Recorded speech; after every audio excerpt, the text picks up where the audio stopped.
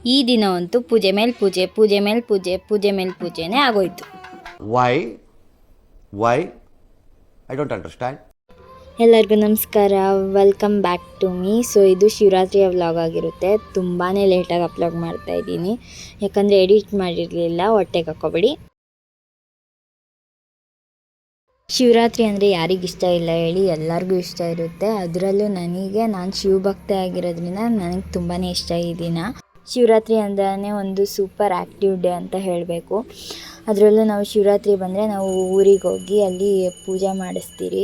So ಇದೇ ನವಗ್ರಹ ಪೂಜೆ ಎಲ್ಲ ಮಾಡ್ತಿದ್ದಾರೆ.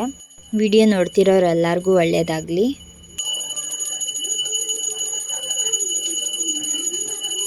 ಎಲ್ಲ ಪೂಜೆ ಮುಗಿಸ್ಕೊಂಡು ತುಂಬಾ ಹೊಟ್ಟೆ ಹಸಿತಿದೆ ಅಂತ ಊಟ ಮಾಡೋಕ್ಕೆ ಹೋದ್ರಿ.